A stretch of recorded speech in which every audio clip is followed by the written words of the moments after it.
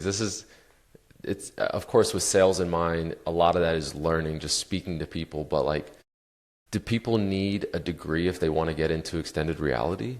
Yeah, when you asked about Georgia Tech, I thought you were going to ask about our 8-0 football record this season, but It's impressive. degrees are important too. It's impressive. I feel Yeah. like you guys can break into that top five. It's I don't, yeah. It's exciting. I know I'm going off on a tangent, but this sure. never happens for me, so I'm just very excited about it.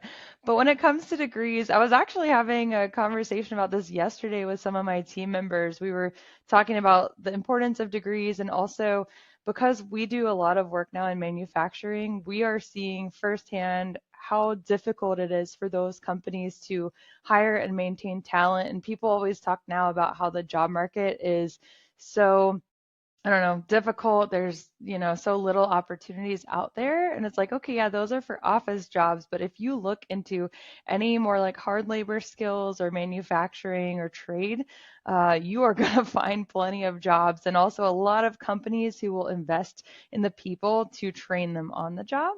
And so for what we do, I would say a 4-year degree is great if you're in the right program. Two of my best employees don't have college degrees. One didn't go, one dropped out, and they are performing, at I say all my team members are A's. Like I have no B's and C's. They're all A's, but like they are just right there at the top with the people who do have degrees. So I'd say if you're motivated and able to teach yourself, don't bring on the debt, but also for certain industries, it is a valuable thing to have. Yeah, and position as well, right? Like a sales Hmm. position or starting a business being risky versus being a developer. There's a lot of boot Yeah. camps, and a lot of it comes down to passion and what you like. And those are, you said those are developers, right? Those two employees.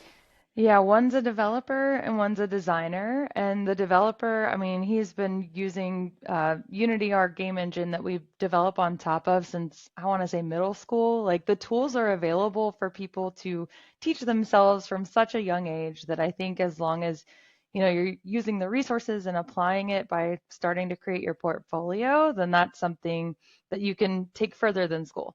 I don't want to speak for him, but I think the reason he dropped out was because he wasn't learning anything new. Like it was all stuff that he had already done in middle and high school. So, you don't want to take on tens of thousands of dollars of debt to learn something you already know.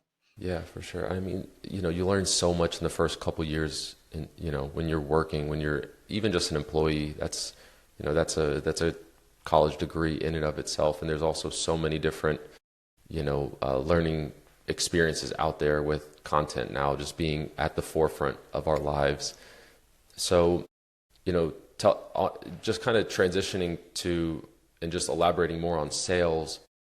How do you ramp up your sales experience? I mean, I of course have had to get more clients and had to like learn sales versus just being a relationship builder, but what's kind of worked for you when learning more about sales? Yes, that's a tricky one because we have been, I would say lucky, but it's strategic. So in all of the education and speaking and all of that I do, we get quite a bit of inbound leads from those opportunities as well as referrals from industry partners.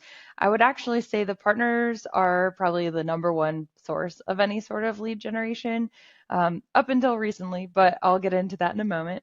So by doing, speaking and education, we're kind of already getting people excited about what we do, even if they don't know that it's for them yet. And then it's more of like a warm approach once they realize, oh, that could work for me. Maybe I was just wanting to learn about something new, and now I'm thinking, oh, these are the applications. I could do that. But yeah, the partnerships, I think, because the extended reality industry is still fairly young, fairly small. The technology has been around for decades, but I think it's really started to just generate all of the excitement and really proving out that it can work in the past 10 years. There are a few players that have been around a little while that were complementary to each other. So thinking like I'm content, but I can't really get my content out to anybody without hardware. So we have good relationships with all of the VR hardware manufacturers and they can't really do what they do without the content. So if they get in an opportunity or someone wanting their hardware but doesn't have the software, we all just kind of communicate with each other and have relationships that help promote each other. So I think because the industry is still growing and we're still figuring out where we're going, those are some of the best lead opportunities.